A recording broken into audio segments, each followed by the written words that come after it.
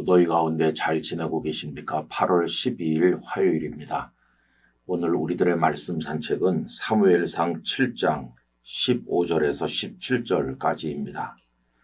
사무엘이 사는 날 동안에 이스라엘을 다스렸으되 해마다 베델과 길갈과 미스바로 순회하며 그 모든 곳에서 이스라엘을 다스렸고 라마로 돌아왔으니 이는 거기에 자기 집이 있음이니라. 거기서도 이스라엘을 다스렸으며 또 거기에 여호와를 위하여 제단을 쌓았더라. 아멘. 7장은 읽어내려가노라면 기쁨이 가득해지는 말씀들로 이루어져 있습니다. 우선 빼앗겼던 궤가 돌아와서 기럇 여아림에 머물게 되었다는 내용이 나옵니다. 그리고 사무엘이 백성들에게 우상을 버리고 하나님께로 돌아오게 하는 말씀도 나오고 백성들을 다 미스바에 소집을 해서 거기서 하나님 앞에 통회 자복하는 회개 집회를 열었다는 말씀도 나옵니다. 자, 이 소식을 듣고 블레셋 사람들이 쳐들어왔는데 그동안 이스라엘은 블레셋에게 꼼짝하지 못하고 눌려 있었습니다. 그런데 그날 믿을 수 없는 대승을 거두었습니다. 하나님께서 우레를 바라시며 백성들을 도우셨고 그래서 사무엘이 하나님 앞에 기도하면서 전쟁을 치른 결과 깜짝 놀랄 만한 승리를 거두었으니 얼마나 또 기쁨의 일입니까? 그 결과 빼앗겼던 성들을 다시 되찾기도 하였습니다. 자, 이런 기쁨의 이야기들이 7장에 쭉 나오면서 이제 사무엘이 기념비를 세웠는데 하나님께서 여기까지 우리를 도우셨다. 에벤 에셀의 기념비를 하나님 앞에 세운 것을 볼 수가 있겠습니다. 7장을 읽노라면 참 기뻐요. 이스라엘이 다시 제자리로 돌아가는구나. 우상을 버리고 하나님을 경외하는구나. 그리고 블레셋에게 승리했구나. 이런 내용들이 나옵니다. 자, 그와 함께 7장이 우리에게 보여주는 것은 한 인물 사무엘의 모습입니다. 사무엘이 이런 과정들을 통해서 이제 이스라엘의 지도자로 우뚝 서고 또 그들을 어떻게 영적으로 인도하여 또 승리로 이끌어 가는지를 보여주고 있어요. 그런 중천에 뜬 태양처럼 온 이스라엘 백성들에게 존경받는 지도자가 된 것이었습니다. 그런데 그 중에서 사무엘의 모습을 설명해 주는 것 가운데 그가 라마로 돌아왔다 하는 표현이 하나 나오고 있어요.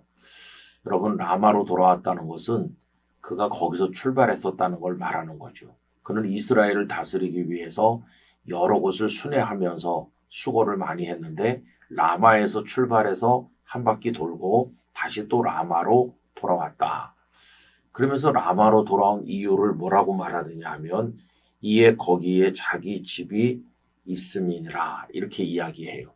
거기가 그의 집이 있는 곳이었어요.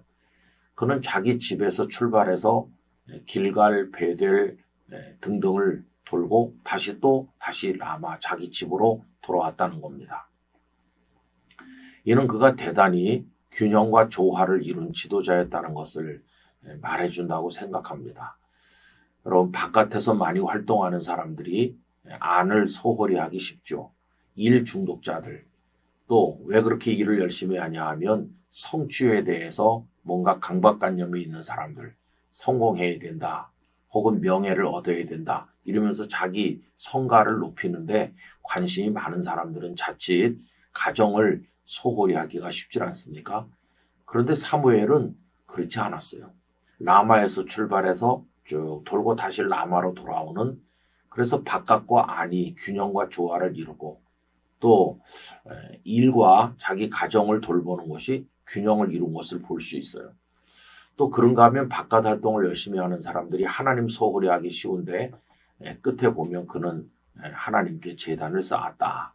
이래서 그는 하나님께 그리고 하나님 맡겨주신 사역에 사람들에게 이게 다 균형과 조화를 이룬 것입니다. 여러분, 그는 사는 날 동안에 이스라엘을 다스린 평생 지도자였습니다. 백성들은 그가 평생 지도한다고 불만을 갖지 않았고 그를 존경했습니다. 그 이유는 그가 대단히 뛰어난 인격적 지도자였을 뿐만 아니라 영성이 뛰어났을 뿐만 아니라 그의 삶이 어디 흠잡을 데 없는 균형과 조화를 이룬 하나님의 사람이었기 때문이다 하는 것을 알 수 있는 거죠. 오늘날도 탁월한 지도자가 뭐 없겠습니까마는 어떤 사람은 너무 바깥에만 일 중독자처럼 자기 명예를 추구하고 성취를 위해서 달리다 보면 마땅히 가까이 해야 될 가족들, 가까이 있는 친구들 이런 데 소홀한 사람들도 많이 있습니다. 성공했다 이거겠죠.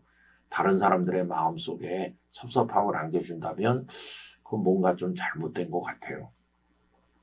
또 일은 대단히 잘하고 외향적이고 뭔가 열매가 있는데 깊은 내면에서 하나님을 소홀히 하는 사람도 많이 있습니다. 그러다가 어느 날 내면 세계가 붕괴되면 그게 바로 꺼져 내려가는 싱크홀 같은 그런 문제를 가져오는 것이겠죠. 여러분, 우리들은 안과 밖이 조화를 이루어야 되고 사역과 또 하나님을 향해 나아가는 것이 조화를 이루어야 되고 바깥 일과 가정의 일도 다 균형을 잡아야 되는 것입니다.